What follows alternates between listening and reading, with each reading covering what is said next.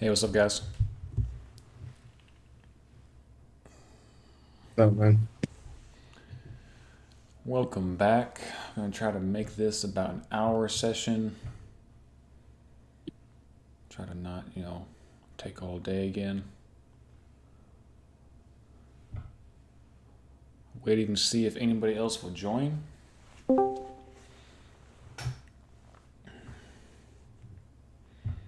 We Is the got point of this session to test filters to see if we can get a better entry? actually not. It's not to get a better entry. Now, we've already done a lot of, we tested our initial pattern and we used some money management. And now filters simply tells us, which opening range breakouts are we actually going to take versus which ones we're not. And we've already found a really good one, but we're going to test some more variations. And I'm about to give a quick recap of where we're at and what we're doing now. So it's more so to get a closer scope in on the pattern that you want to trade. Well, it's like initially we create the pattern to where we just ensure that whenever a opening range breakout occurs, when we are in it, Right. because you hear a lot of people say all the time, like they missed so and so because they didn't get a signal or because it wasn't below a threshold or there's some random filter they have that makes them miss their pattern without properly even testing if that filter is worth it. And so that's why filtering is really the hardest part because filters are really powerful, but oftentimes it just makes the strategy worse. And even the one that we did find, because I only like leading filters, like filters that predict what's going to happen versus like anything that lags essentially.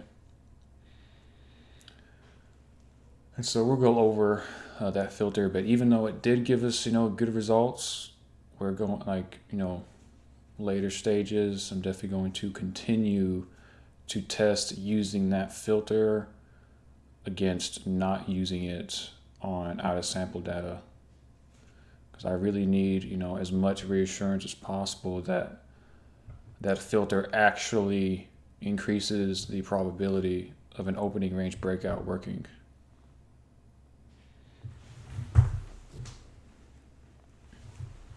So there's a risk that it could have just happened to have been a 2 year period where that did work, and that's why you test it on other stuff Exactly. or like another time. Yeah.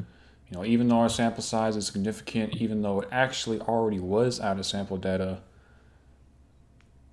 can't be careful enough when it comes to filters, when it comes down to it. So I got my paint up here. Gonna give you all some illustrations of where we are at with the orb. So it started off with, a premise where we have opening range break or an opening range of the 30-minute. And our premise was, well, every now and then we see price break above the opening range and keep on going, you know? And is this a pattern worth exploiting? So what we did was quantify a way to test it. And this particular pattern is very easy to quantify because the trigger is already set in stone where we simply enter when price crosses above the opening range. So that's our trigger.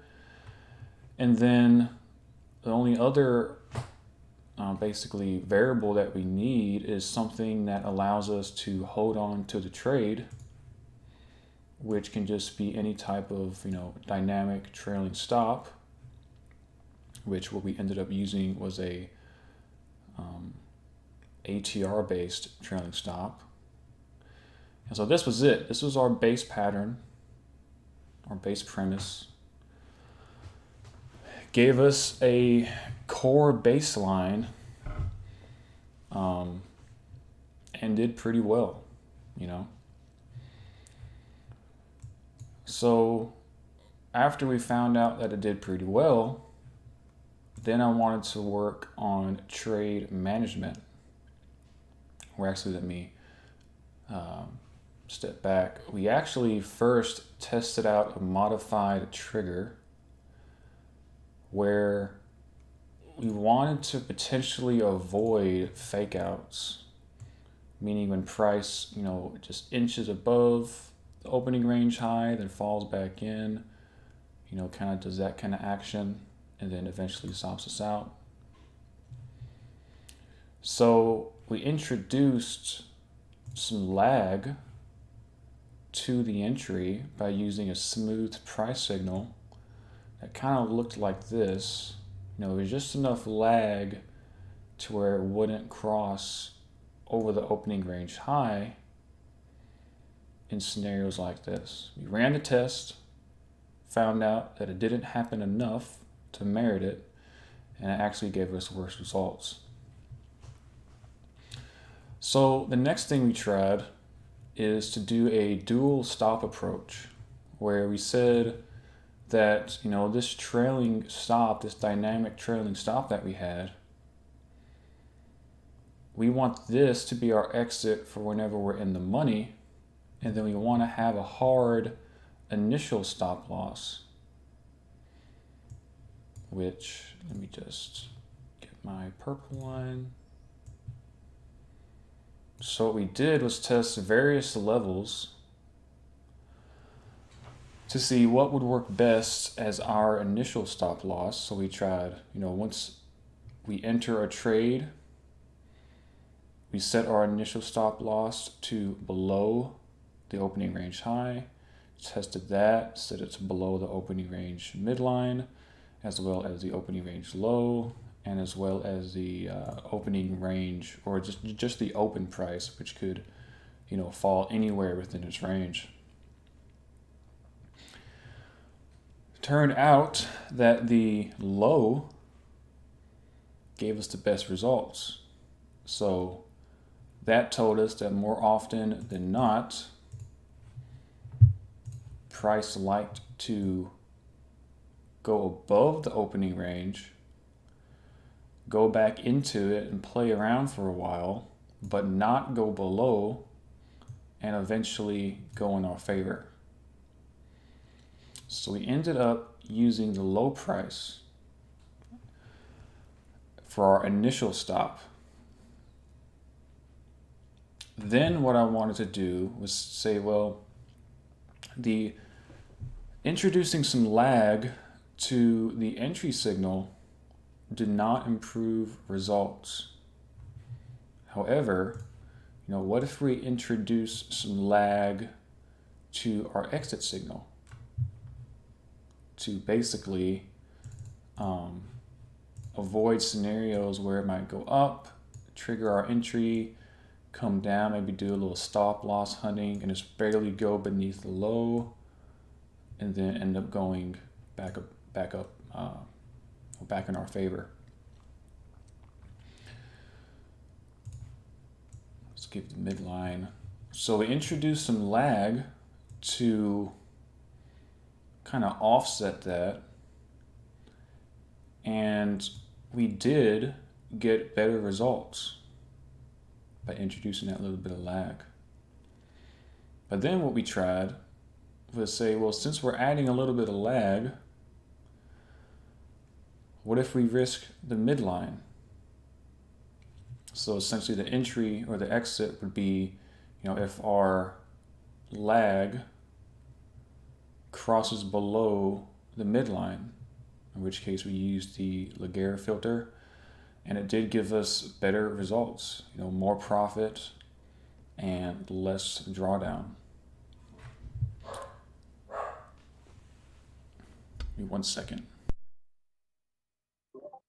in general, do you see that with strategies where I guess filtering volatility for trade management is helpful? Sorry, I was telling my dog to shut up. What were you saying? I said in general, is that a pretty universal principle that filtering volatility is helpful for trade management? Yeah, for sure. I think it's always worth testing. If maybe, especially when like your stop losses are at such like concrete levels, like the previous swing low, it's so susceptible to stop hunting that introducing a little bit of lag to filter those fake outs or whatever can often lead to better results. And like I showed with the Laguerre, yeah, sometimes our exit might be a little bit lower, but a lot of times it's actually better because it'll retrace while the Laguerre is still going down. So sometimes we'll actually get better entries, and that offsets the outliers. And then you also get all that extra profit whenever it goes as planned. A fake out does occur, like it does in this illustration, and you gain all that profit. You said entries. Do you mean exits, or are you doing it for the entries as well? Oh, if I just said entries, I meant exits. But yeah, a lot of times for breakouts, introducing a little bit of lag, which is essentially just extra confirmation. But we found out that it just didn't really help out our entry in this case. But I like to always see, once we kind of develop our hard stop levels, seeing if we can kind of filter the noise around those levels and see what the results are. So we've kind of, once we made these rules, we kind of established, like I said, our trigger was already set in stone, and then we kind of messed around to see when should we exit to kind of ride the most trends over a large sample size. And this is what we came to. So once we finished this, we dove more into money management. And the way we started looking at that was we basically just illustrated that once we enter our trade,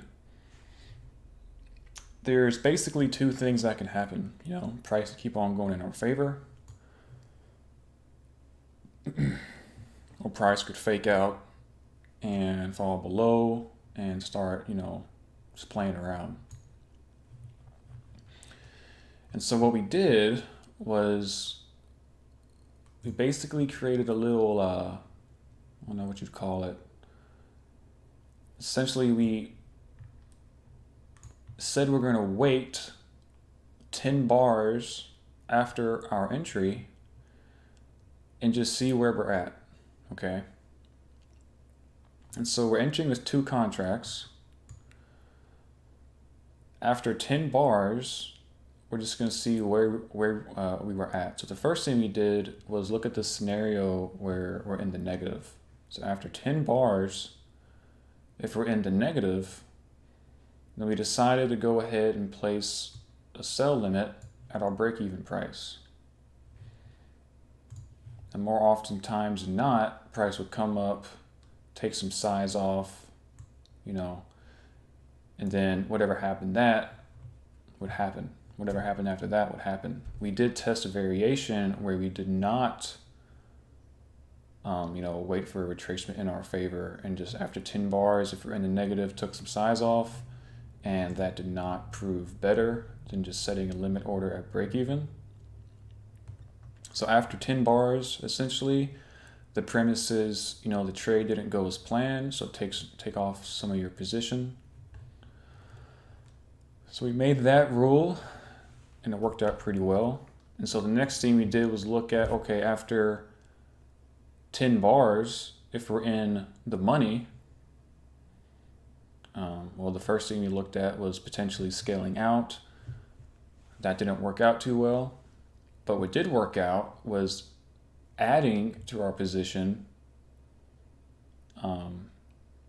if we're in the money after 10 bars. We tested a lot of different variations for that, entering on, on momentum, entering in on a pullback, quantifying it a couple of different ways, and ended up just coming to basically if we're in the money after 10 bars, then we're going to add whenever price makes a new 10 period low. So it's not even using any indicators, just when price makes a new 10 period low, then we add to our position. And that proves superior to using all of your standard triggers that you might get with oscillators. I tried probably like 20 different triggers and just nothing came really even that close to just adding almost the simplest way possible. And so cool. So we added a condition for if the trade isn't going as planned, and we added a condition for if the trade is going in our favor.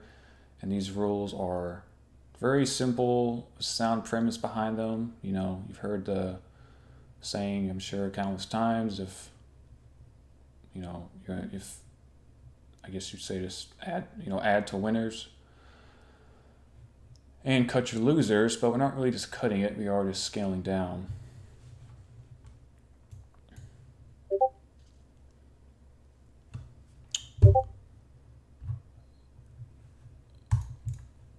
Gold coming in clutch with the notes.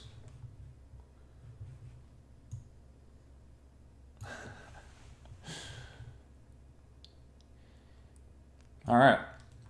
And then, so after this, I'm trying to remember, I don't want to skip over any of the steps that we took. Let me real quick pull up the builder.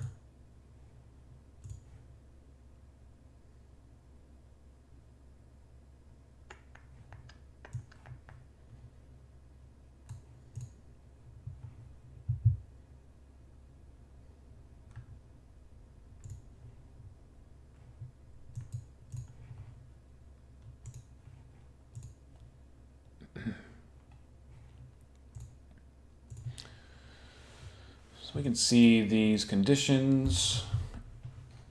So our first condition, okay, price close crosses above opening range high. Our trend indicator, which is a smoothed ATR, which is a super trend. It's just like the ATR trailing stop, but uses the whole moving average for smoothing. So it's a smoothed ATR. The trend value is 1, which means we're in an uptrend. So price crosses above the opening range. Super trend equals 1.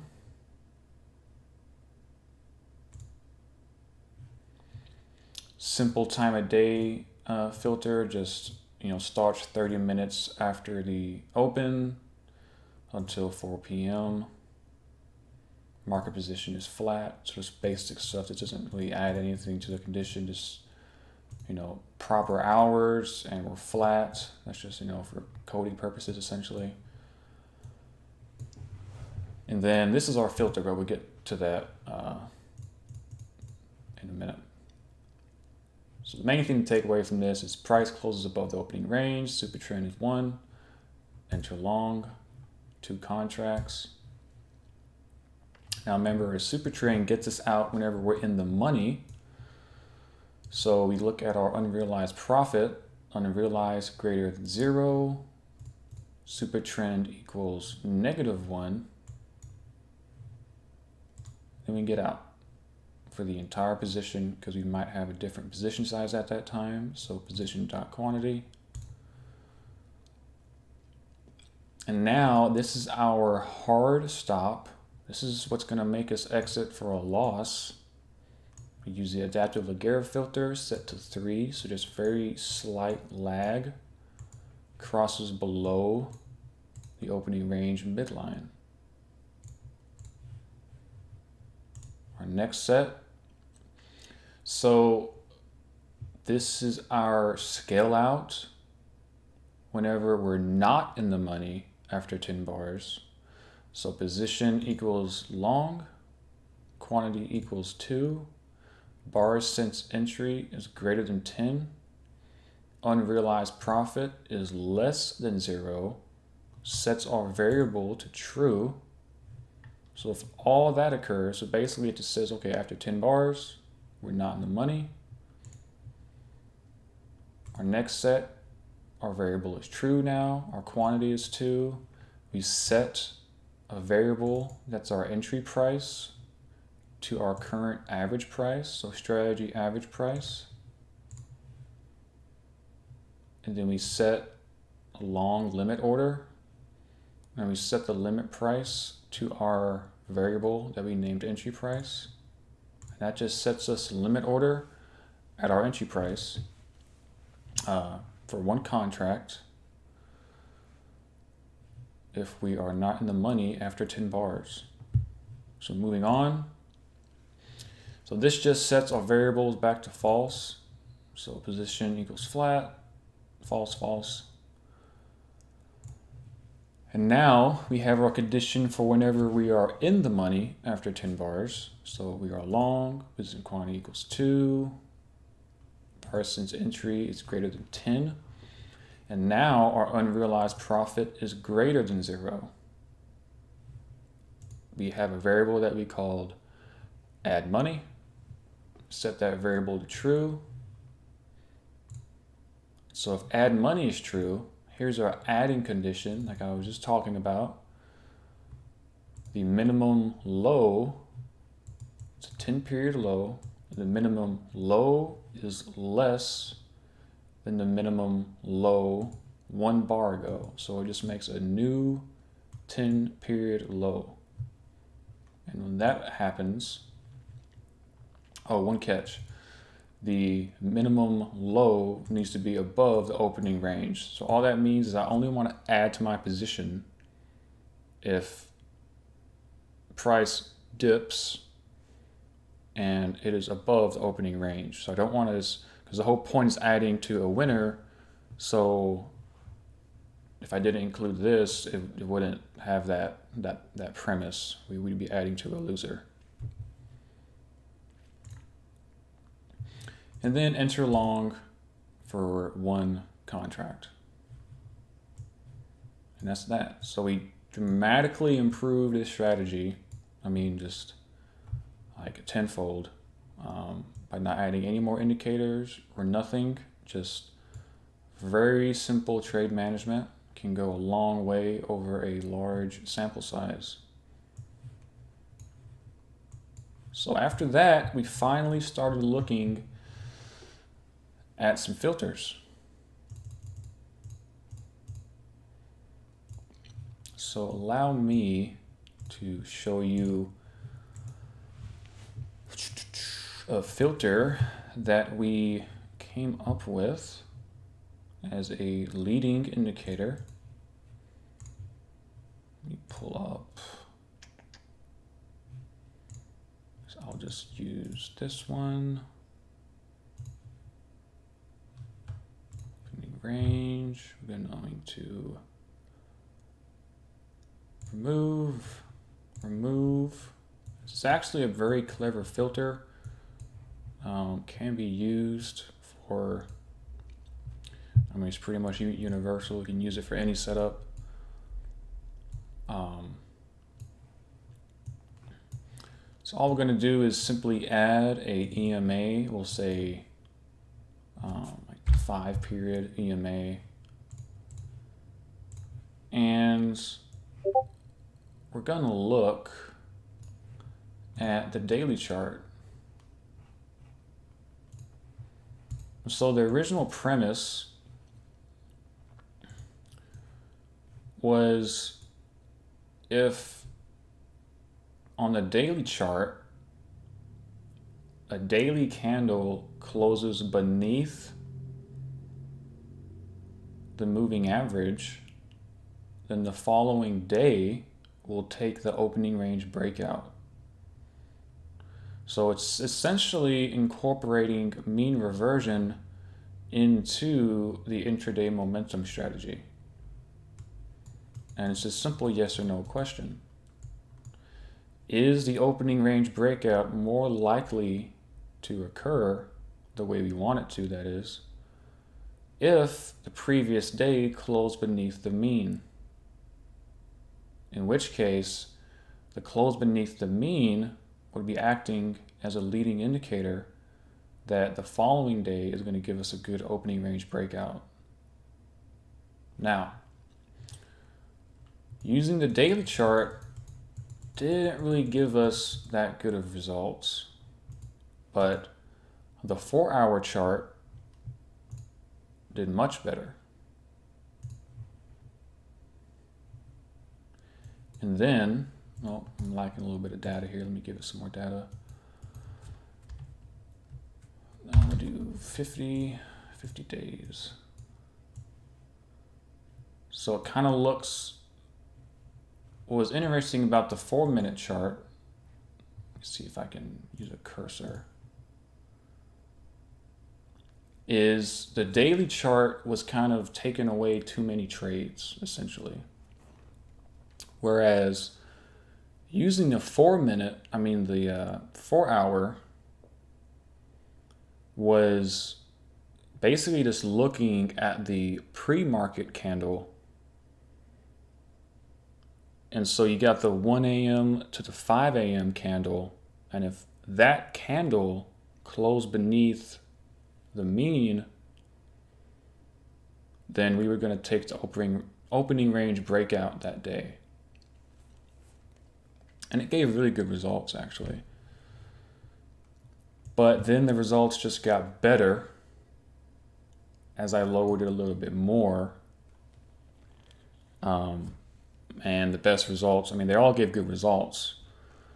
But using the 1-hour chart, without a doubt, gave us superior results. And so the way we did that is just on our initial condition, we just added this little comparison. So price, close, and on the series, we got to choose, because I got to take some of these away because I'm only using the 60-minute here, but I tested these for various other filters. Choose the 60-minute. So this price close on the 60-minute is less than the filter period, which is the 4-period EMA. Sorry about the train.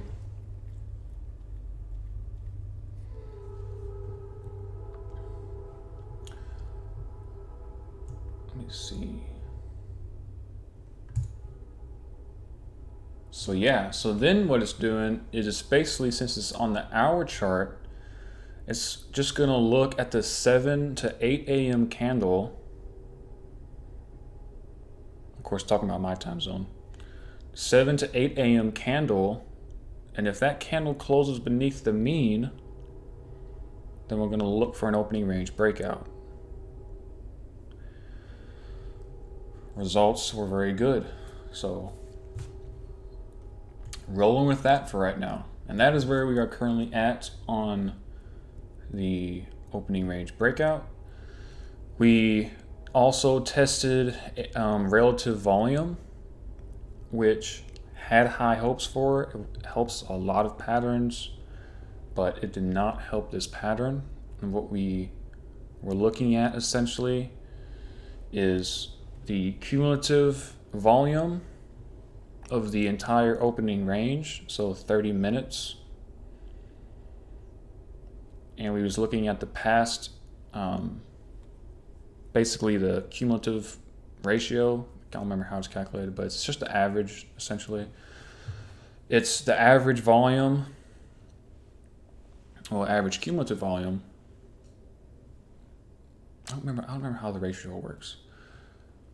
But we can just say average. So it takes I the think he did average. 40 days. Yeah, it was 40 days. So it was the past 40 days. And we were saying, okay, if the relative volume is greater than the average relative volume of the opening range, then we're going to take the breakout. And obviously people think that volume helps a lot of systems, and sometimes it does. But in this case, it did not. So now we're going to move on to some more filters. And right off the bat, so we have our mini basket here. We tested if the 60-hour bar closes beneath the the EMA. Now I want to test if we close above it before the open. We'll start off there. So price close is greater than our filter period.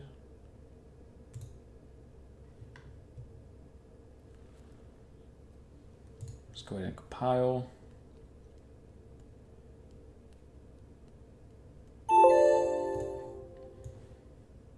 I'm not going to optimize this period because I want a very accurate comparison here. So 197, pretty sure I've already taken a screenshot of what we're looking at. Okay, 197, 12. Let's go ahead and run this. So this would take away the mean reversion aspect. And that just did terrible. Let me change it back to less to make sure I'm not seeing things.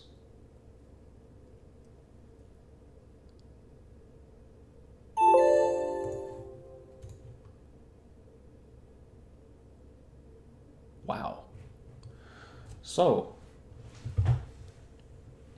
for some reason, this tells us price really likes to go down pre-market and likes to recover during the day. Or else we wouldn't have just seen what just happened. We would have seen a lot more trades, and yeah, that's pretty interesting.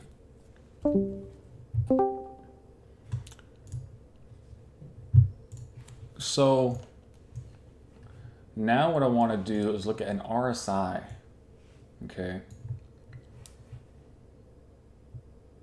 And it's going to pretty much cover the same premise. I'll show you what I mean.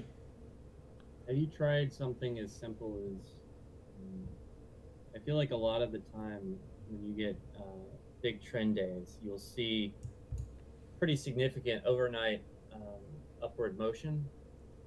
Mm-hmm. Tried like a 4-hour green or 6-hour green bar that would put 6 hours would put London open, which I think is pretty common or pretty relatively close at least.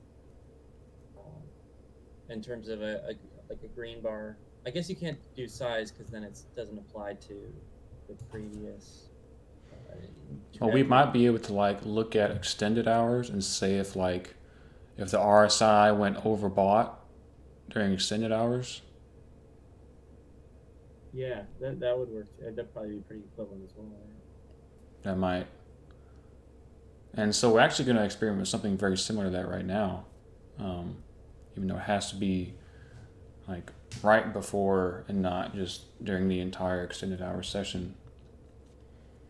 I'll definitely keep that in mind because we have to probably set a variable for if it occurs to test that out. So for the RSI, we're just gonna do where are we at? So RSI is less.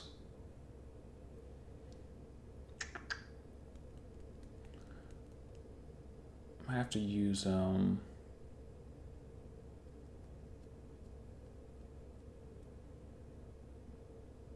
think for a second. Yeah, I already know I already know it's going to be 70, but I mean 30.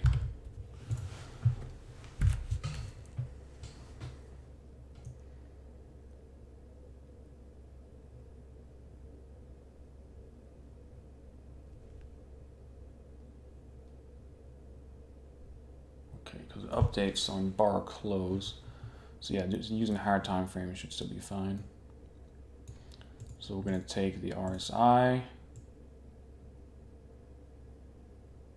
And we'll probably test the 50 as well. The 50 and the 30. We do the 30 first. So RSI is less than the 30, and we're going to do some, multiple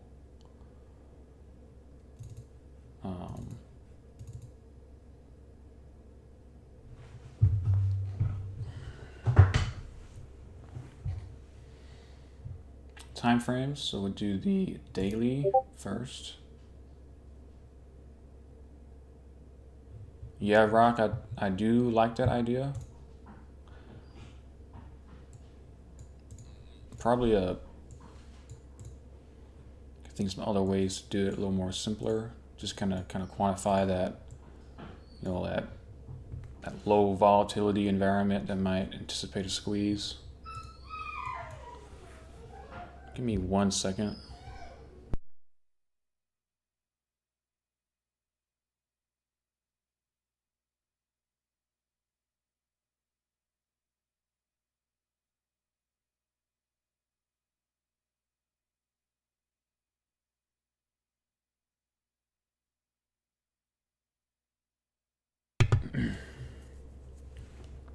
But yeah, definitely a good potential leading indicator there.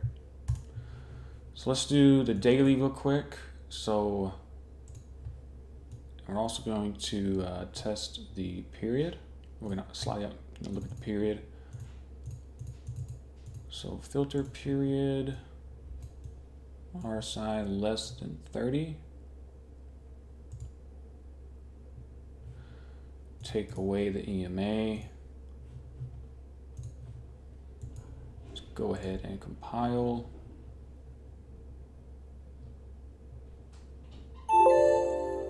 Did not do that correctly. Oh wait, yeah I did.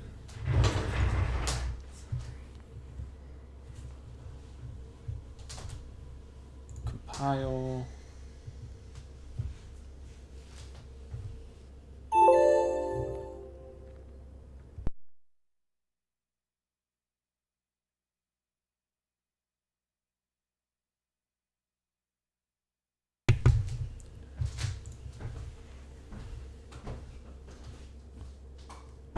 So let's go ahead and test this out. We're just gonna keep the filter period very tight. So we're gonna do it go optimization. Just gonna test out 2 to the default period. So 2 to 14. Make sure we aggregate profit factor to net profit. Whoops, set that back.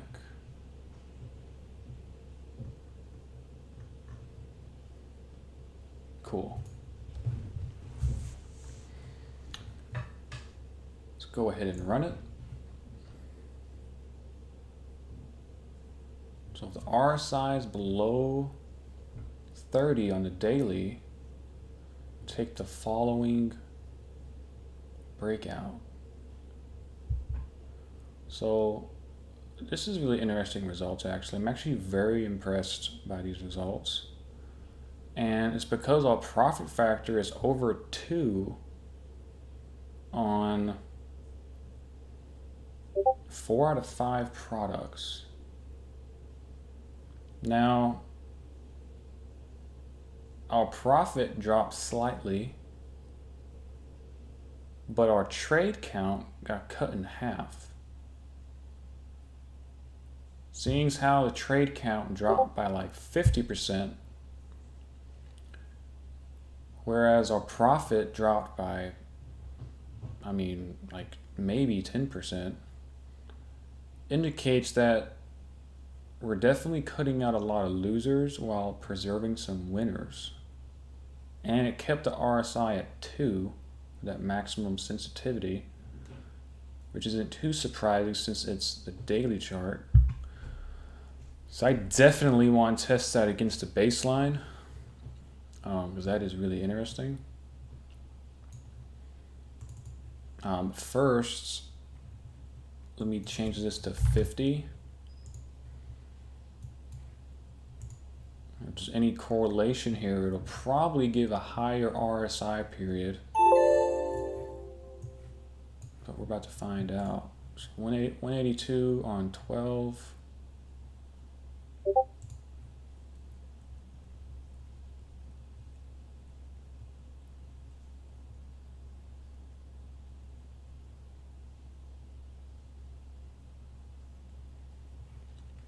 So profit increased slightly.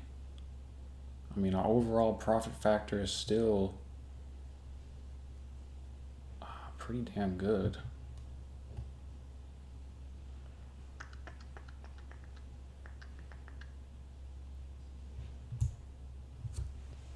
I think, yeah, I like the other one more. But man, it's a close call. So, let me see. This is just testing the daily out too. You got like a 4 hour.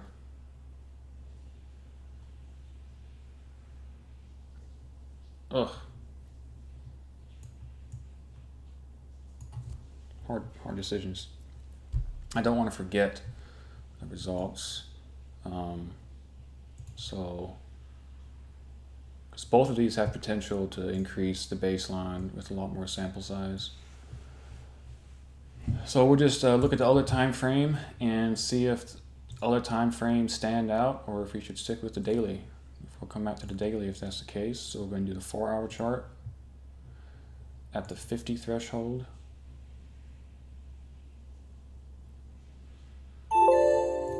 It kept the 2 period using the 50 threshold as well.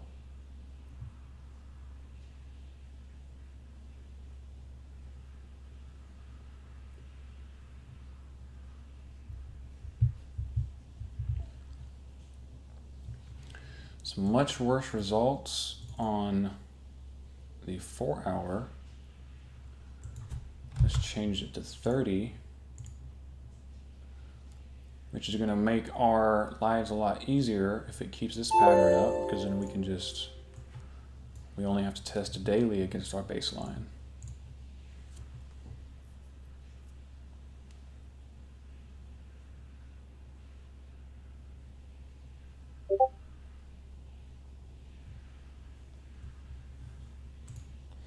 And here we see the symptom of using a filter. It's just cutting out too many trades. That's not really helping us at all here. So let us go to the 120 minute.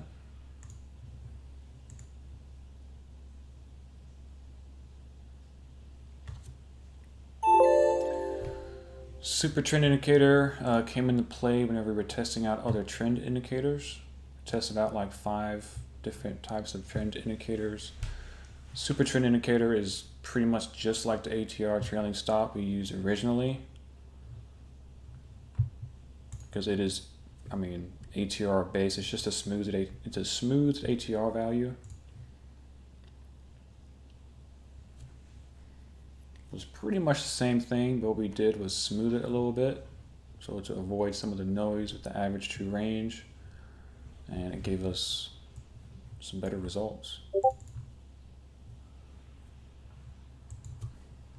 No problem, man. So daily chart is definitely standing it's proving to be superior. Whereas when we used the EMA, the lower time frames did better. Which, of course, EMA isn't an actual leading indicator. We were just kind of artificially making it one. Whereas the RSI is actually designed to be a leading indicator. Let's go to the 60 minutes. This is the one that the EMA did best on.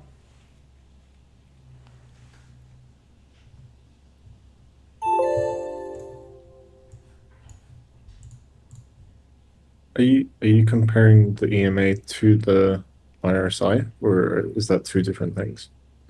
Yes, right now I'm seeing if using the RSI filter is better than using the EMA filter.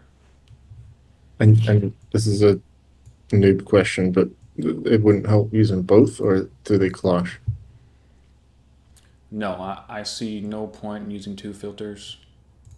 If you Oh, you want find both colors. if you find a filter that actually does its job, actually increases the probability of success for a pattern, that's all you're gonna need. And you're gonna find that just trying to find one that does that is hard enough. Okay.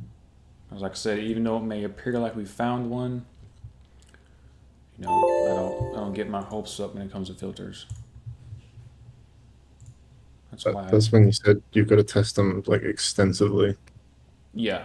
Whereas like You got to be careful. general money management stuff, you can have a little more faith in, and just like general pattern testing, see how many times a pattern occurs. But filters, that's a whole nother ballpark. So all the other time frames were trash. So back to the daily, that makes our lives a lot easier. So it shows the 2-period RSI on both of the time frames. Or I mean on both times for both RSI thresholds. So on the 30 and the 50, it shows the 2. So now to our baseline, and I added several more products. So now it's going to take a little bit longer to run this test. So change the filter period to a 2. Let me save my workspace. And will this filter, prove to me more robust over a variety of market environments and improve our baseline? That's what we're about to find out. And I will answer some DMs in the meantime.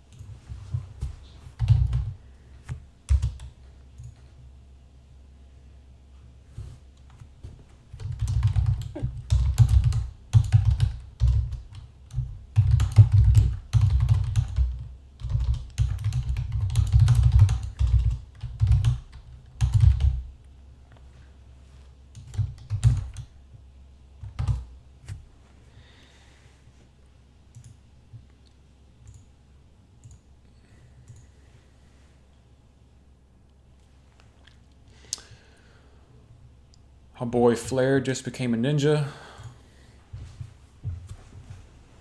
Fantastic. He's actually joined all these sessions without even having NinjaTrader installed. That's how observant he is, just observing everything. He just got it installed like an hour ago. And yet he's been one of the most active members during the live streams. He's just been kind of absorbing the information.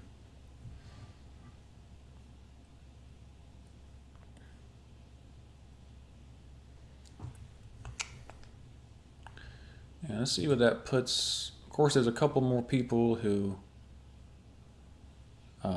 message me and said that they're gonna have the project done by the deadline. Of course, I've extended that deadline to a couple people. It's not hard. Just be like, yo, can't do it. Need some more time. But so it's looking like we're probably gonna, after this weekend, probably gonna have right around 20 people, maybe 21, 22. And see who's still here after a couple months. It's the real test then.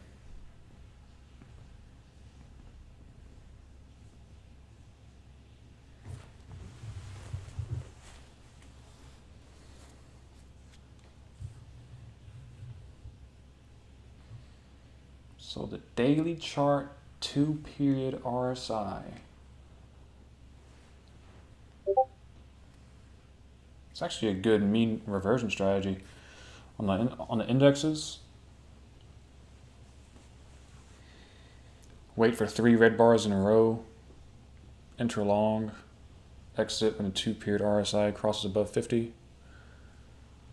That strategy has made bank since the existence of the indexes. Is that called the 3-bar reversal? Is that what that is? I honestly don't know the name, but It sounds like it. I just know it's like a kind of like a famous mean reversion strategy that like always worked. A lot of mean reversion strategies are actually open-ended like that, and that's what it's like the only way to give them that consistent performance is to keep them open-ended.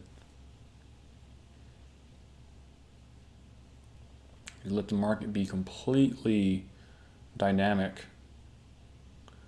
No stop, no target. Enter long. RSI crosses above 50. You get out. And then there's actually a time stop on that strategy as well. It's after 5 bars. If the trade didn't close by the RSI crossing above 50, then you exit. Do you happen to have a way of automatically getting in like some of the options stuff like GEX, GEX? I actually don't. Are you talking about like options back testing and stuff? No, not options. So like GEX is essentially it's a measure of how slippery the market will be based on the options market maker positioning. I see what you mean now. So when it's negative, you end up with dramatically wider ranges intraday, and when it's extremely positive, you end up with volatility compression. But I don't know if there's an automatic way of pulling it, or if it's one of those like plug-in, play from a website type things. Sounds pretty interesting. I don't really recall I don't really recall it off the top of my head, but it sounds pretty interesting. I'm not a fan of most internals, but I hand back tested what you're saying with NQ for the past year on a 5-minute chart with a simple 20 moving average crossover strategy. And when we're in negative gamma territory, there was a clear correlation towards the moves running a lot longer. So obviously it was hand back tested, but I mean, I yeah, did one I like that strategy. here, and it's basically when you get below certain values, you see like a $5 intraday range, and then above. So it's a large effect when it's large, I guess, if that makes sense. But So you're saying it's yeah, essentially a leading indicator? yeah, it's basically it indicates whether the market makers are going to be trying to suppress the trend or if they enhance it, basically. So Basically, it's a hedging strategy for market makers. So I forget how it's calculated, but if it's in negative territory, market makers are taking the same position as retail. So if retail is buying puts, market makers are buying puts. If it's in positive gamma territory, then market makers are taking the opposite position. So when retail is buying longs, then market makers are buying puts. So then you get more of a mean reversion consolidation type of environment. If that makes sense. Oh yeah, it makes perfect sense, and it sounds like a really good leading indicator. To be honest, no, because I mean, It's just go ahead. because anything that can potentially spot that we're gonna maybe consolidate for a little bit versus Yeah, I mean, versus trending. I mean, it's kind of a big deal. yeah, the only way I think we could like build it into a actual strategy though is if you had the data somewhere and you somehow link because there's no way you're going to be able to find it in NinjaTrader that data. I don't think yeah. it's going to be all external from it. You have to download it and read it from the CSV or something like that. Yeah, Bring it back. I don't even know if that's possible. So the daily RSI just did terrible. So I'm not even going to test the other one. So we're going to move right along to look at a different filter idea I had, which is the relative range. Dix Gex. So what we're just going to answer a question.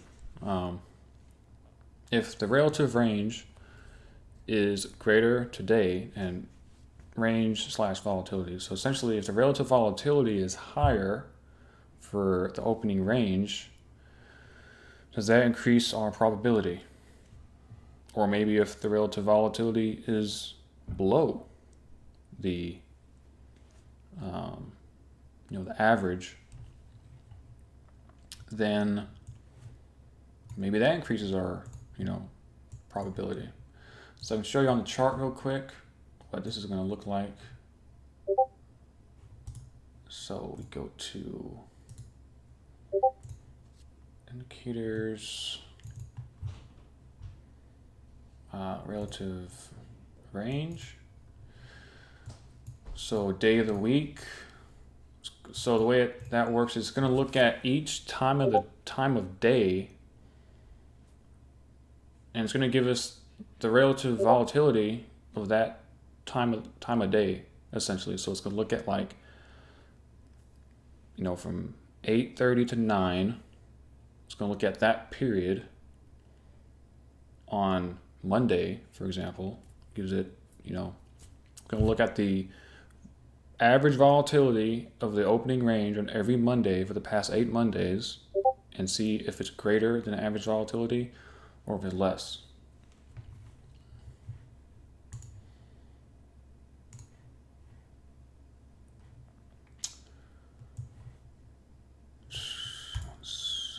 Need more data.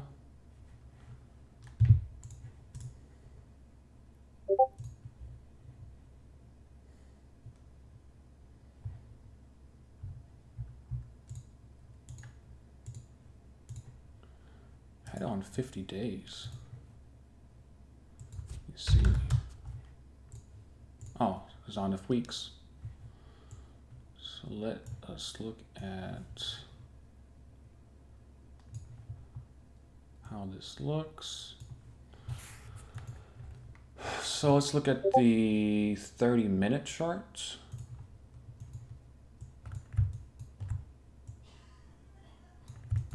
Cool. So since the 30-minute chart, we're using a 30-minute opening range. So let's look at Wednesday here, for example. Let's go to the opening candle, which is right here. So this is the opening candle. Zoom in a little more. And we can see that the cumulative ratio is greater than average, but the individual volume is not greater than the average. So essentially this opening range has less volume than the average volume of the past 8 opening ranges that occurred on Wednesday. So it's kind of like a loaded concept, but I'm sure you guys get it. So let's just see if this gives us any advantage. So relative range, plot it on the charts, day of the week. So the relative range is greater.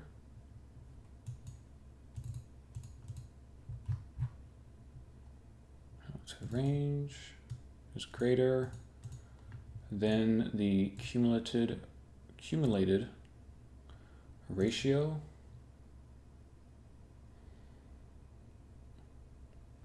Everything looks right.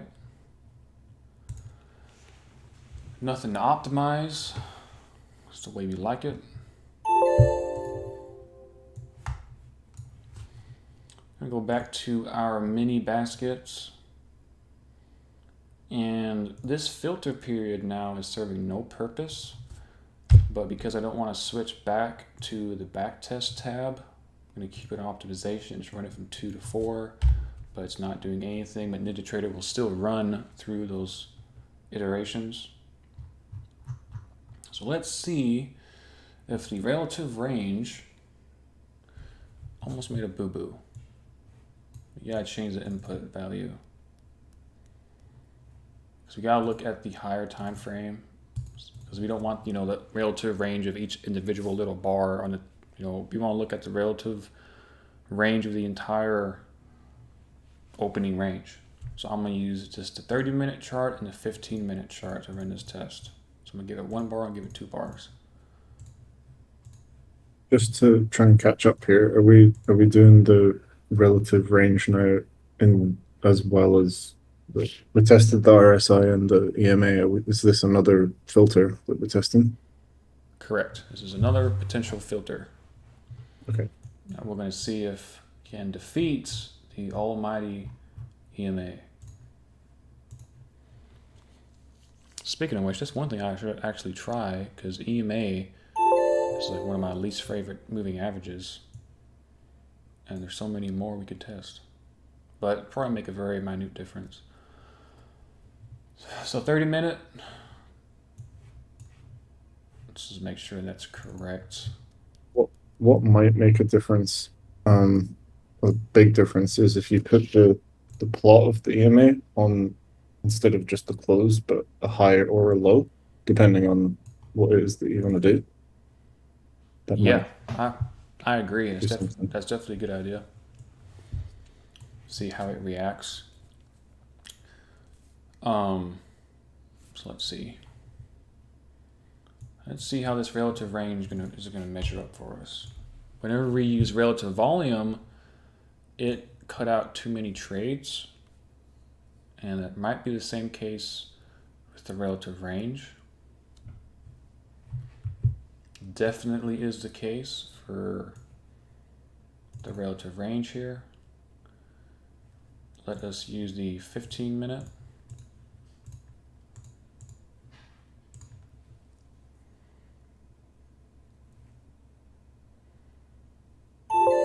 This is something I look at for every pattern. I always look at relative volatility, relative range, relative volume.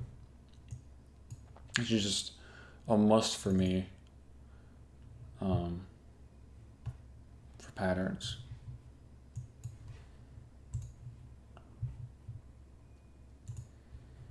So now we're using the 15-minute.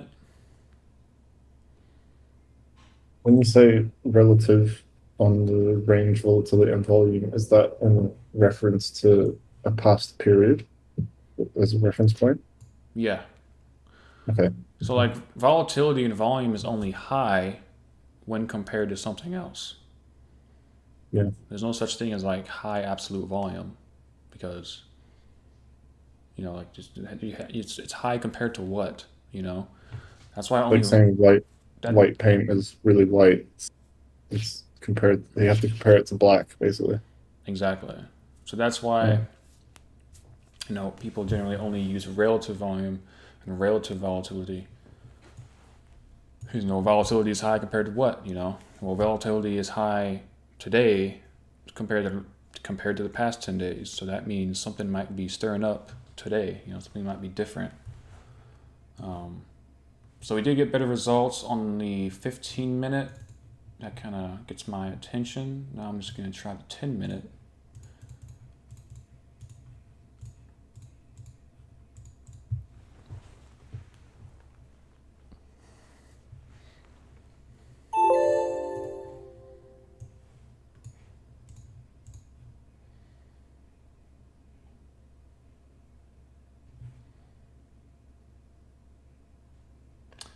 And we're back to over filtering. So, back to the EMA. Let's compile it to make sure we're back to our baseline.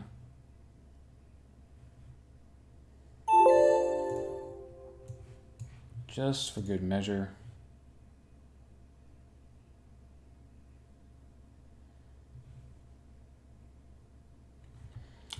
Back to our baseline. So let's use the price low of the 60-minute instead of the high. So low of the 60.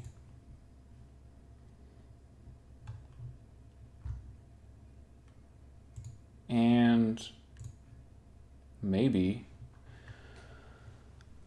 some hidden secret sauce will come out of this.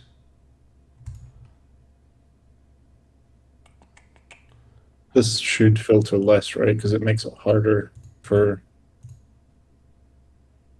the price to close above the low rather than the price of the close of the EMA. Like it's stricter. Oh, I'm trying to visualize it in my head. I'm gonna let you Like visualize. the EMA, if it's in a downtrend, the EMA of the close is going to be where the closes are, but the EMA of the lows is going to be down more than that. It's going to be lower. So to get a close, Well, it's just gonna look slightly lower than the normal EMA since it is still smooth. So it's just gonna yeah, be slightly it's lower. like an offset. Yeah. Okay. So that might make a good difference. Went back to the back test tab. Make sure everything is set correctly. Because I don't want to optimize, I just want to get an accurate comparison.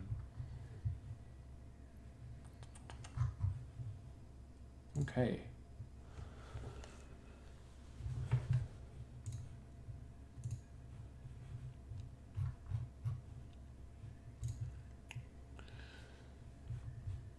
So we got slightly worse results. Rock said, what about Heiken-Ashi? I don't really see how that would be leading. I mean, in reality, Heiken-Ashi is just a trend filter. Even though they say it's bars, it's just a trend filter, like a moving average cross. And it's significantly lagging. Like you never want to do back to tests with connected bars because they can really mislead you as well. Yeah. They're formed after all the information has been in, basically. Yeah, they've always made my brain hurt. Never had success discretionary trading with them. I was just curious what your take on it was. Yeah, I got you. I mean, I've definitely worked with them a lot in the past, but I thought they were really special, and then I just compared them to like a normal trend indicator, and realized that they're like precisely that. To be honest, And one of the things where they're special when they're working, they're really not special when they don't. say it again. They're one of those things that are special when they work, but when Yeah. they don't work, they're really not special. Yeah, I can see that.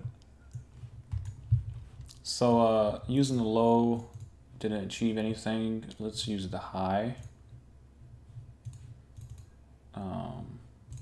So high. Is High. the baseline number of trades again? Was it like 600 or something? The baseline trades for a mini basket. Yeah, with the um the normal EMA just on the close. Yeah, so the normal EMA, we got 739 trades. So using the low actually increased our trades. Yeah, because the stricter, it's like a more strict sort of filter. Like the conditions for it to become a filter are more strict. Well, I kind of thought it'd give less trades, but it gave us more. Could investigate the chart, but I'm just going to go ahead and test the high, see if we can get something out of that. Okay, so the high gave us a lot less trades, so it's kind of flip-flopped. So we tried the close, low, the high. Let us try the open price.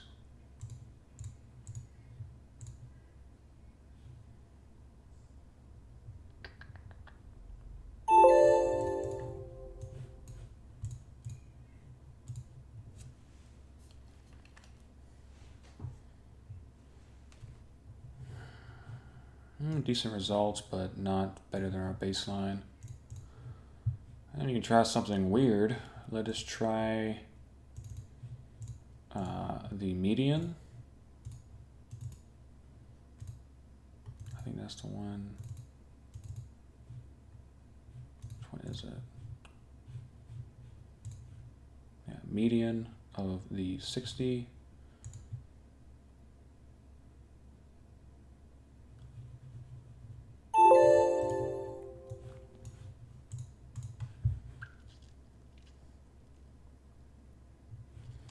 Nope, pretty much the same results. And let's try nope, it's the last one I'm gonna try. So, what I do want to try is a difference moving average, and we're gonna try the HMA, which is, just considered a better EMA. Just a quick question on if this is making such a difference, if it's on the high, the higher the low compared to the close, it's only a little bit on the chart. Does that mean it's not robust, or it's really sensitive, or? Well, I noticed that the high gave us really awkward, like using the high gave us the most awkward results, whereas all the other ones really didn't differ that much. It was like within 20,000 to 30,000 of net profit. But you're definitely thinking about the right things, like we changed like it shouldn't change just a whole lot from using a different what's the right word, calculation from price, but we are using the 4-period EMA. So like using those differences in how we calculate that EMA, since it's so tight, is definitely going to make a difference. Versus if we were If using you've like got long candles and it's on like EMA 1, that's the distance from the open to the close, basically. Yeah, it can be pretty Yeah, significant okay. when we're using such a tight EMA. Whereas, of course, if we were using like the 20 period EMA or even like the 1410, it wouldn't make that much of a difference. Yeah, do like a But tick difference. you're thinking about the right thing, and that's exactly why I said these filters, need a lot of additional testing to have, like real faith in them. And another reason why I really I just don't really like filters a whole lot, you know. So when a lot of people started already trying to find filters for this strategy, I'm just like, you gotta be careful, man. Like, filters are very uh, misleading, and almost all the filters that you read about online that are supposed to like improve your signals or improve your system, in almost all cases they just make them worse. You know, it's like if you have a trigger where you buy when the RSI crosses above the 80, people say, oh, it's supposed to be high volume and above a trend indicator like a 200 EMA and got high volume, so you get like a triple confluence or a quadruple confluence. No, bro. I Is the wish. correct way to think about filters a reduction in justifications and reasons to get into a pattern that is probably going to happen anyway? Or is that I'm gonna live off track? Say So it as a again. filter, Is it like are filters like almost like a reason to not get into a pattern that's going to happen anyway? Like, is it just you're building like a case against why you shouldn't take a trade Exactly. and it's just going to happen anyway, like regardless of your reasons? Like, the market doesn't care about your reason for doing it or not doing it. It's still going to do it or not. It's just the more reasons you have to not do it, the more chance you have of not being in the trade. Is that really the correct way to sort of think about filters? Or Yeah, I mean, I think that's a good okay. way to think about it. And I mean, it kind of goes back to that 1-to-1 risk to reward thing I talked about a while ago. Is like if you just have a trigger and you set a risk to reward, 1-to-1, and you somehow found a filter that actually worked for it to increase the win rate from say 50% to 55%, you'll be a millionaire in no time. But it's because trying to actually find a filter that actually increases the edge over a large sample period is just very unlikely. It's extremely hard.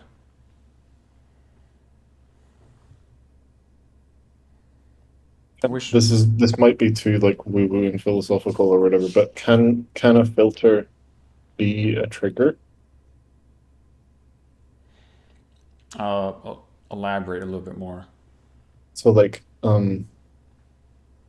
if you make the conditions, actually yeah, I'm kind of just chicken and egg in it, I think. I think I'm just chicken and egg in.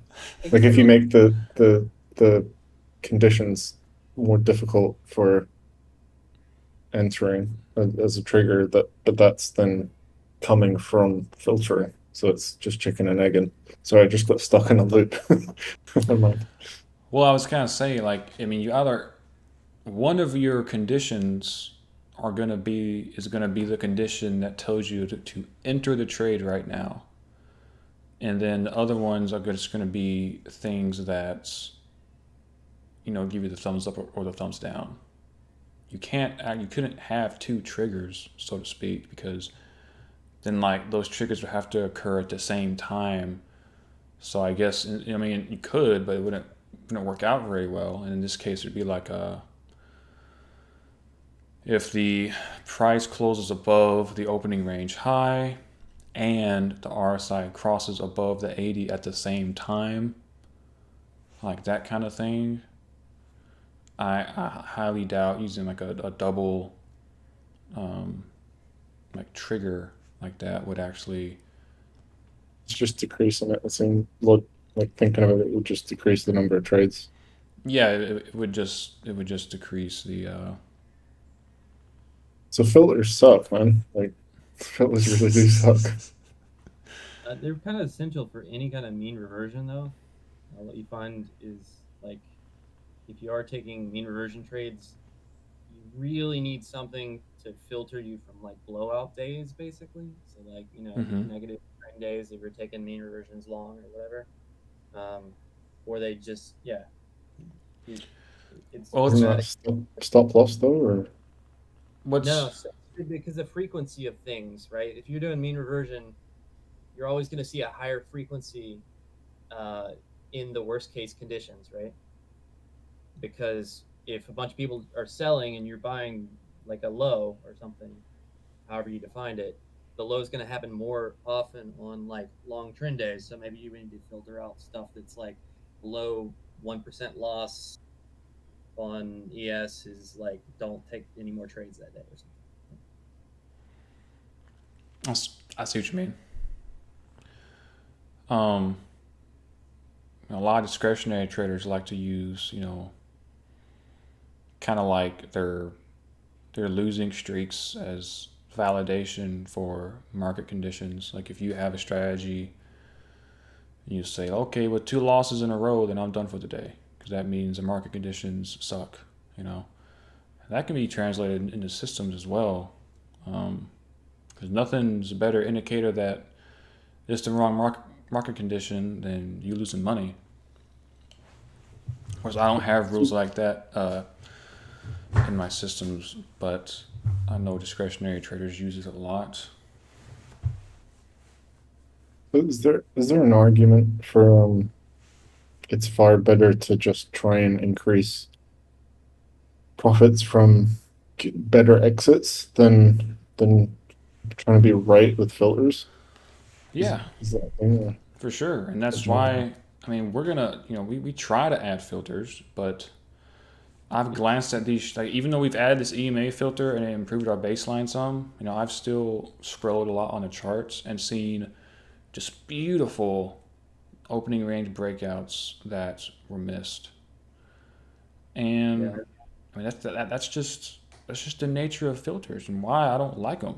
Because I'm telling you, nothing's gonna irk you more than whenever you miss a huge 200-point opening range breakout with minimal pullbacks. Like, oh well, price wasn't beneath the EMA, so I didn't go long.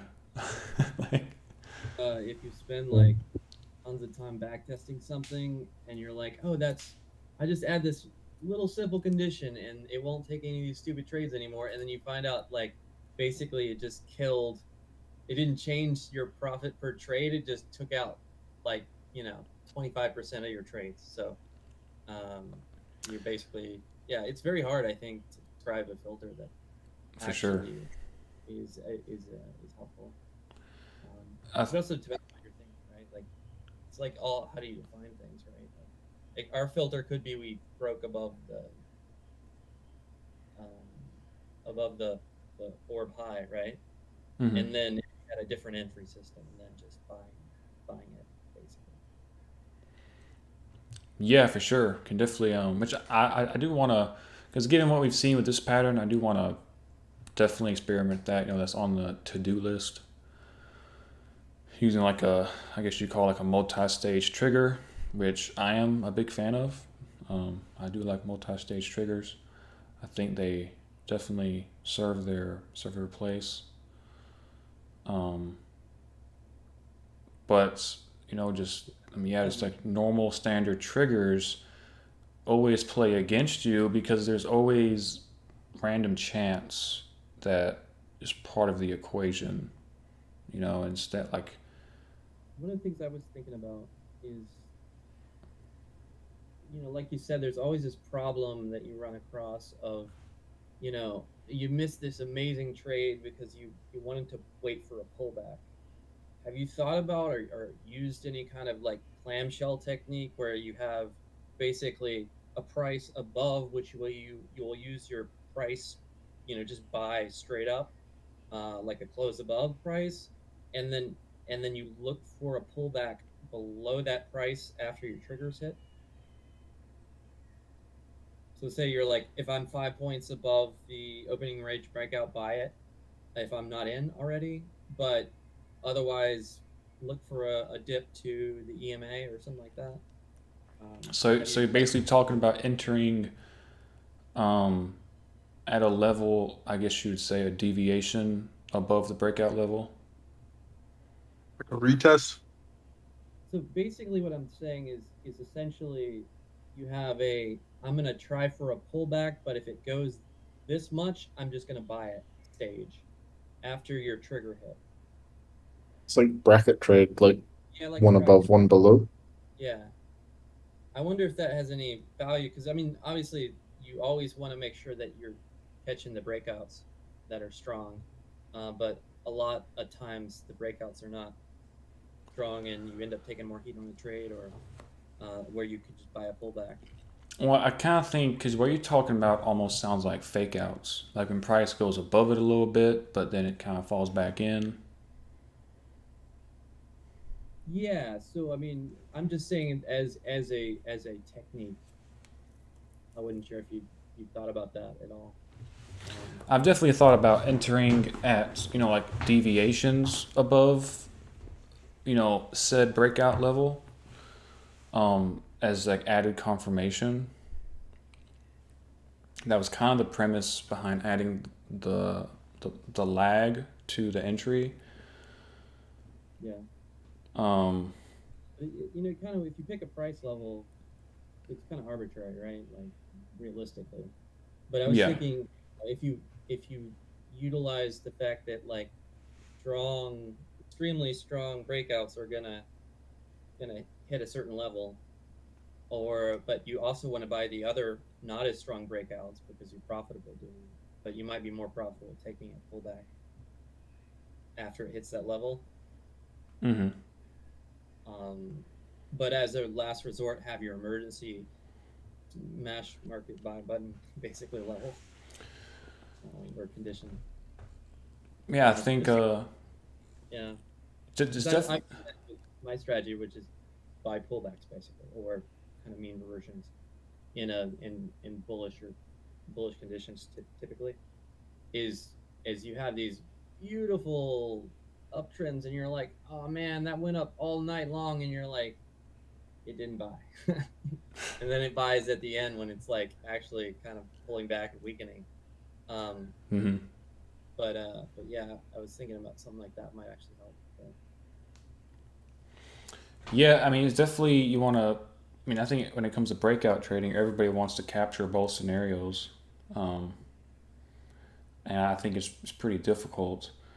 Seeing as how we have a lot of insight to how this pattern operates, um, I think having a variation where we only enter on um, pullbacks and to have an offset of risk management, we'll have the entry on pullbacks, but with a tighter risk level, which could lead to increased position size. well, that's a good point. I didn't think about that. And so then, whenever that variation works out really well, it's going to really, they should work together pretty nicely. And then, of course, when it doesn't happen, then just good old breakout setup will do pretty well. Going for higher R multiples. Yeah. Do you do you ever look at or do anything with M MAE and MFE? I used to. Honestly, I haven't messed with it a lot in,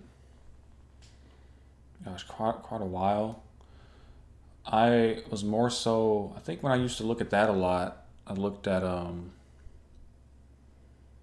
just like to gauge my expectations of what I can expect each month on strategies or from a portfolio standpoint, because it was a good metric to see what you can expect on average.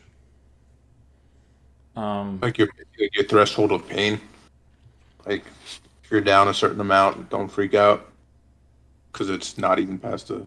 Well, I mean that too for sure. I know some people like to look at, because I don't really focus on entry efficiency very much, because I just, I have my own. I just don't focus on triggers very much like that anymore. That's why I don't look at entry efficiency by itself anymore, really that closely, and I don't really look at edge ratio, the edge ratio. I don't know if you're familiar with that. No, but that makes sense. I never thought about it as a trigger ratio, but that makes perfect sense. Yeah. What is edge ratio? I'll post a link on it. It's actually really Okay. interesting. It. Let me try to simply explain. So it's like it measures like how, like once you, like, it's for gauging your trigger, like how much edge does your trigger have, so to speak.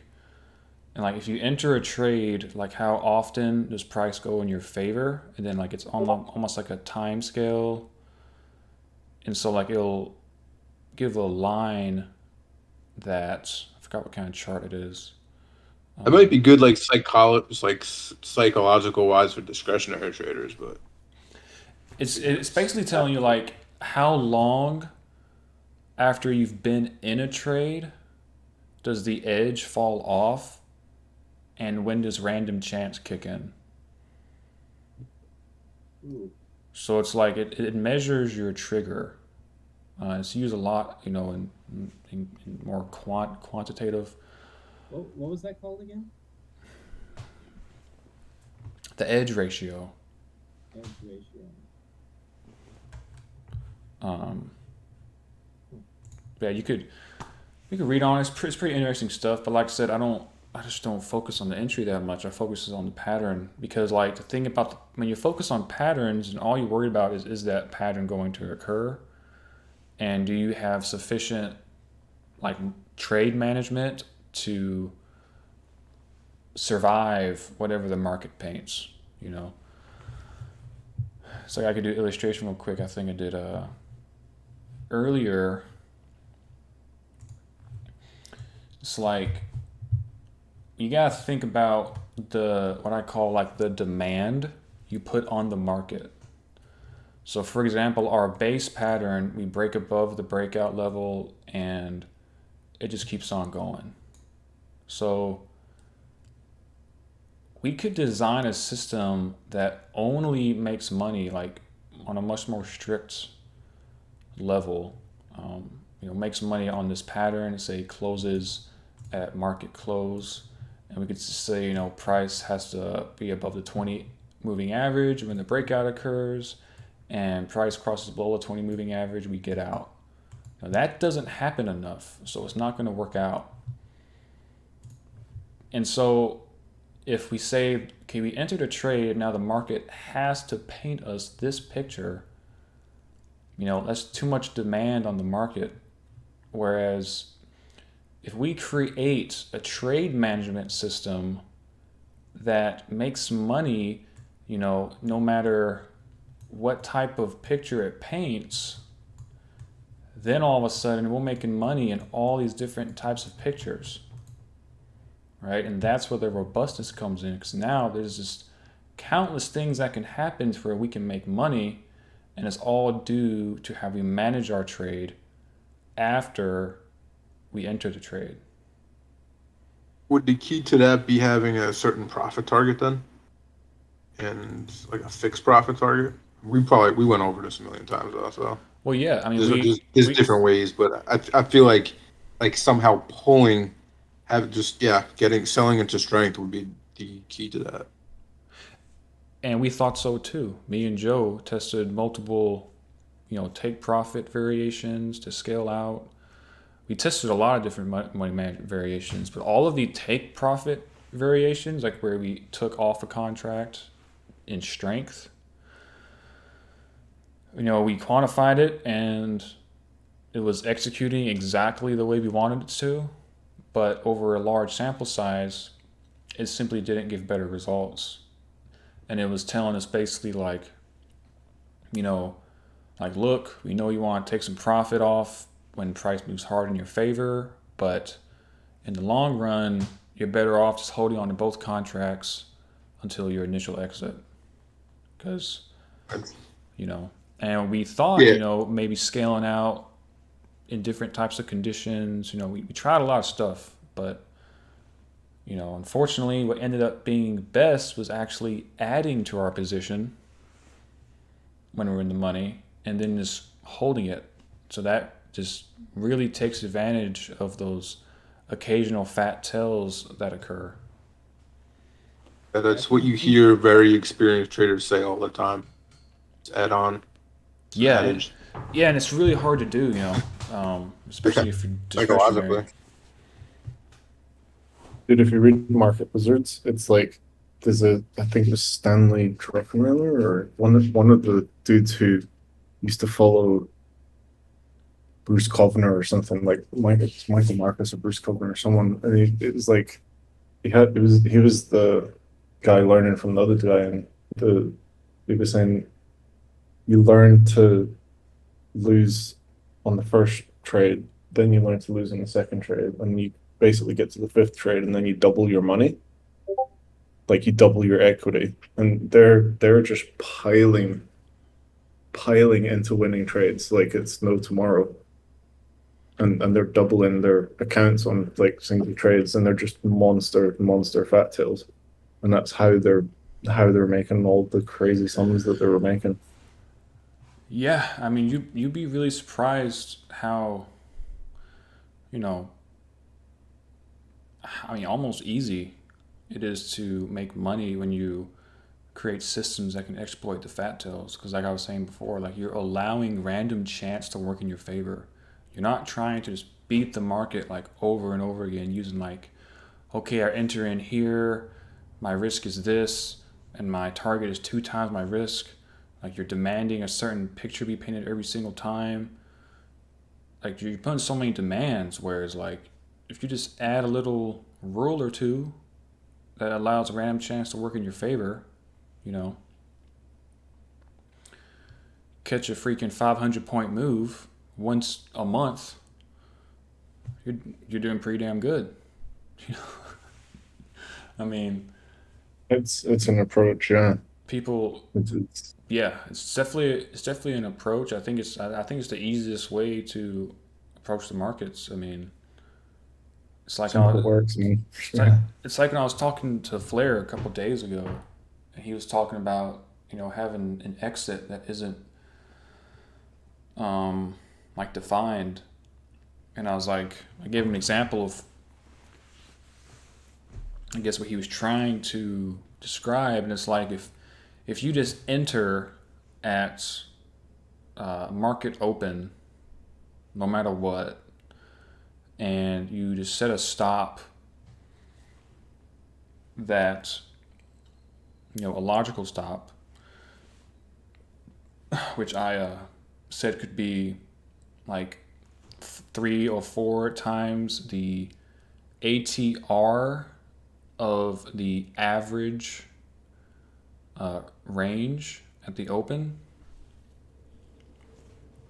So whatever the average range is, because you don't know what the range is going to be, that market. So you got to go off of previous ranges. So whatever the average range is, times 4 the ATR, and then maybe run it on at least 5 to 10,000 trading days, and just have some good money management. See what you can do. Maybe you move your stop up after it moves a little bit in your favor, and then you allow that fat tail to occur every now and then where you just catch an absolute monster, because we've all seen days where the market just opens up, has a big bullish green candle, and just keeps on going up. And it's like, man, if I could have made money on that, it would have been really affect the bottom line. It would have made a new equity high, a new equity peak, and reset your drawdown. It's a good thing about fat tails is if you're trading on 20, 30 instruments, almost every time you catch a fat tail on any of them, then your drawdown resets. And that's how we've achieved this absolute stupid net profit to drawdown ratio. It's amazing. Like I get what you were saying. You were talking with Denise before, towards the end of the last session, about how that's also on like relatively correlated portfolio. I think Yeah, relative, and that makes it even more impressive. I didn't think he was fully understand where I was going with that, but I tried to be, explain as clear as possible. But the fact that we got, that net profit to drawdown, let's explain it again for people who didn't hear it the first time. But the fact that our net profit to drawdown is that insane is how we have such a high level of correlation on all these products. Like, as far as portfolio diversification goes, like the enemy of I don't have all this stuff up. I was gonna use the HMA, but we ran out of time. We use test out the HMA tomorrow, but so the enemy of, let me pull up the base. Let me pull up the current baseline.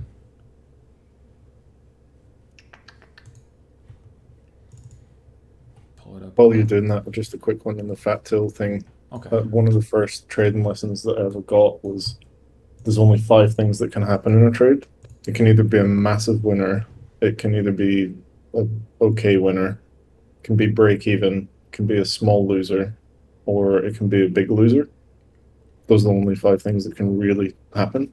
If you just eliminate number 5, which is big losers, you've created like an edge there just by doing that. Literally, and that's why random entries work. You don't even need to have a trigger. It can be a random entry in almost. I'm not gonna say all cases, but in the majority of cases, random entry is just as good as a trigger.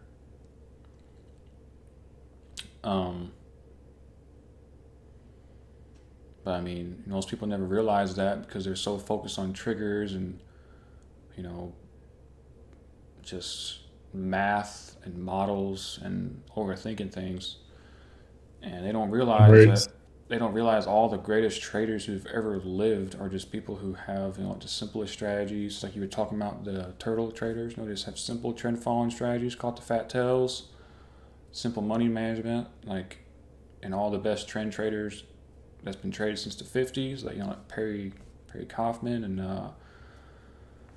what's his name? Larry Williams. He's more discretionary, but he 100% just allows all of his trades to get that fat tail. It's always prevalent, to be honest. And it could even correlate to if you're a discretionary trader. Whenever I discretionary traded, I always allowed fat tails to be, to potentially occur. Especially if you're trading, a very simple, system on several different products, and there's different ways you can go about it. You can have like a daily profit target, and so whenever you catch a fat tail, it's good to go. Or you can have a weekly target. I like weekly targets a lot more whenever I discretionary traded. So I would just have like a weekly target, and all I needed was to catch one fat tail per week. That's all I needed. And so basically, if your goal is to make 5 points a day, well, just times that by 5, make it 25, and look to just catch one trend per week. You'll find you'll be a lot more consistent at doing that than trying to scalp 5 points every single day. And that can also be expanded to a monthly scale, 25 times 4, so 100 points. Look to capture just one fat tail a week. Just one fat tail a month. So now your demand on the market is even less. Remember, so the less demand you put on the market, the more giving it's going to end up being. Do you have any Do you have any reading we can do as homework on demand on the market? Is that like a thing, or is it just a concept, or is it something you've come up with, or? It's a concept that I came up with. All right, I'll pepper your questions later, next stream or something. I just wanted to let everyone know I posted a PDF in the live stream chat. It's basically like saying fat tails have worked consistently for 2 centuries now. Hell yeah. There's one by AQR as well, which is one of the world's biggest hedge funds that is basically saying the same thing. I'll post that right now as well. Sweet. So real quick, I want to go over the diversification thing because I've got the current baseline pulled up on the chart, and so one thing I want to note is I added like 5 different contracts, being like the UB and SB and cotton. Cotton wasn't profitable, but I added some more contracts, and the net P&L from those added contracts was negative. But despite the negative overall P&L from those individual contracts combined, it still increased our overall profit and decreased our drawdown. And that's just the power of diversification. But so the enemy of diversification is correlation, like most people know. And that's what's crazy about our current results, is because we're trading one strategy across all these products at the same time. So as far as strategy correlation goes, ain't nothing get more correlated than trading the same strategy. That's, the same strategy. And so basically, since, like, for example, the NQ and EMD and ES and the FDAX, the indexes are extremely correlated. Just really just across the board correlation here. It can't get any more correlated than this, basically. And for the effects of diversification to still be working this much in our favor is huge. It's very impressive. Because if it's having this effect on our drawdown at mitigating risk, despite the extreme amount of correlation, then you can just imagine why trading, a portfolio of strategies has a significant advantage at mitigating risk, where you could have trading a lot of different types of patterns, different time frames, different biases, and they all do the same. It's all for the same end goal, which is to mitigate risk, and keep that just beautiful, crisp, high sharp portfolio curve. So good stuff. And tomorrow we're gonna look a little more to filtering, and then obviously if anybody else has any interesting ideas, then we can try to test those out. But apart from trying to see if we can do some more filters, the next step is just test the robustness, and then there's not a whole lot more to do. This might be really risky, but I have no idea. But if adding 2 winners worked and created more profit, I can't remember what it did for the drawdown because I just don't have that. Oh wait, memory, yeah. but Let me tell you what happened. Okay. Because it was amazing. So on that, why not just add more? Like add another contract, or So is that just ridiculous? I actually already ran that test. Oh, you did? Yeah, Okay. I ran it, and it increased profit. Something else, like it didn't like do anything bad. I think it made us unprofitable on like maybe 1 or 2 more products. But I think it increased drawdown. I can't remember why I didn't be like, okay, we're going to use this. But I thought the same thing. I was like, well, let's add 2 more contracts instead of adding 1. Yeah. And something happened to where I was like, oh, let's keep it at 1.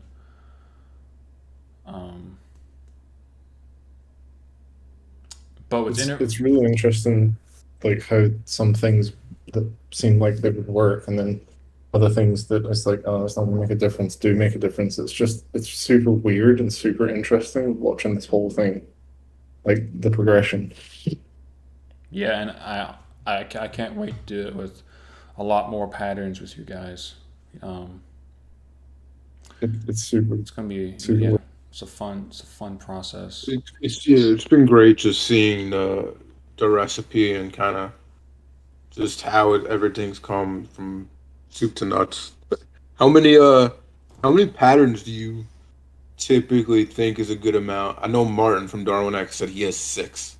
How many not patterns but strategy? How many strategies do you like for a portfolio? So it's a good question, and it's so much more complex than that. Because I was speaking earlier today. So like, if you're gonna build a portfolio of strategies, it all starts with the first strategy, you know. And so let's say this is the first strategy.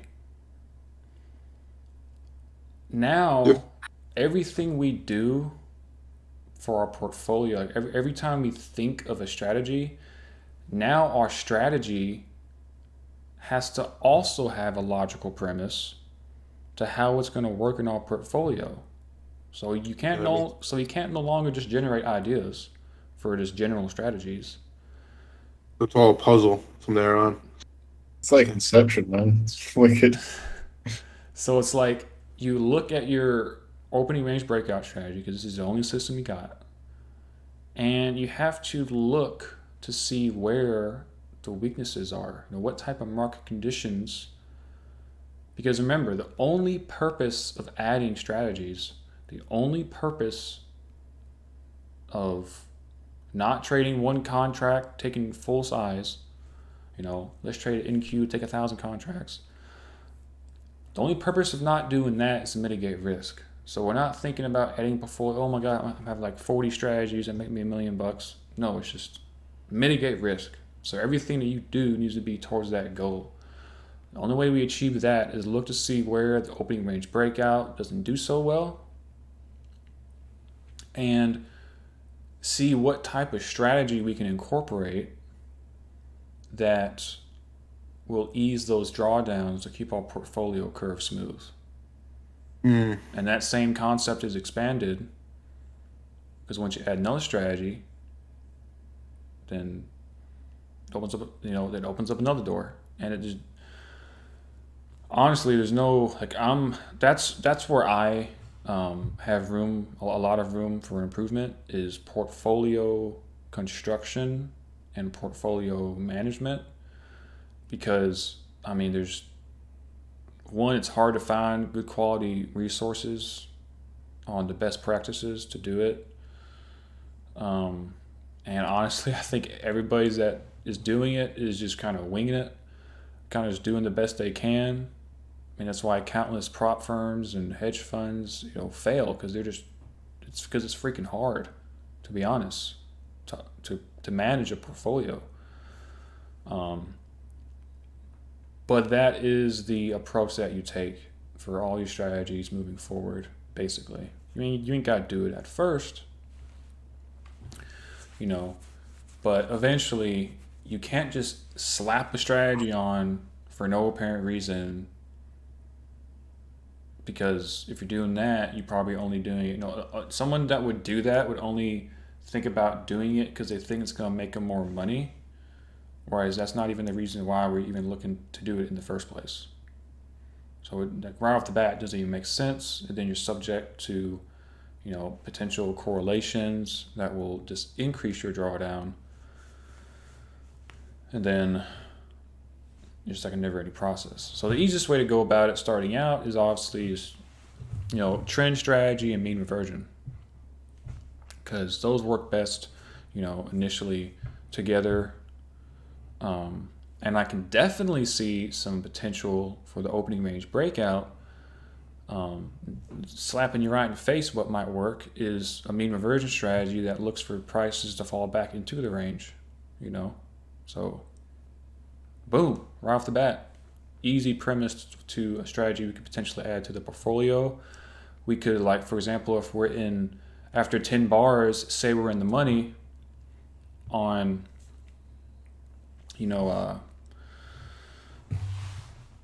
our orb strategy, we can look for potential mean reversion type plays, whereas our orb strategy will be realizing hard pullbacks. So essentially making money on pullbacks, hedging to a certain extent, which makes the portfolio look really good. So yeah, and I think if you're starting out having maybe like 3 strategies, I guess if you're only trading intraday, have a nice little momentum strategy. Of course, we don't even have a short strategy yet. Gonna make the short side opening range breakout. We're gonna see about some other range breakouts, maybe the 5-minute opening range, 15-minute opening range, maybe some diversifying there. Trading different time frames offers diversification. Definitely, you can definitely over diversify, but in reality, the only thing you're worried about in over diversifying is correlation and too much exposure. So you can't have too much exposure, obviously. Can't have 5 long trades open on 5 correlated instruments. So then if they all tank, then you're just taking this massive loss. That's why I'm still really impressed at our current baseline, because when the indexes enter long on opening range breakout, almost like 9 out of 10 times they're all going to be entering long at some point, maybe a little bit different, maybe this one 2 minutes later, this one 10 minutes later. But since the correlation is so strong, chances are if you're long on one of them, you're long on all of them. And chances are if you lose on one of them, you're going to lose on all of them. So Is there a strategy around that, by the way? Like, do you know of any? Like, if 2 of the 3 major indexes are going up, surely the other one's going to go up. We may as well just get in before it starts moving. Is that a thing, or? Oh yeah, it's definitely a thing. That's the thing that people are doing left, right, and center, kind of thing. Yeah, strategies based on correlation. Yeah. I don't run any, but they are 100% a thing, and you can go down a rabbit hole of correlation type strategies and pairs trading. Yeah. Okay. So that's a whole different ball game essentially. Your boy Darwin X loves pairs trading. I've never dived too into it. I've thought about it a lot. I just know it's really easy to mess up, but definitely something we can maybe look into in the future. Is it under the category of arbitrage, like pairs trading? No, I think people normally talk about those in 2 different contexts. From when I've read about them. It's a whole different thing. And But I really gonna need to hop off. yeah, okay. Gotta go spend time with other people, staring at the screen all day. Yeah. So what? I just said, see you guys. All right, Joe. Take care, guys. I will catch Thank you. y'all. I'll probably catch some of y'all in the morning. If not, then definitely in the evening. So hope you'll have a good one, and I'll talk to you soon. Sounds good. Take care, guys. Thanks, guys. All right, man. See ya.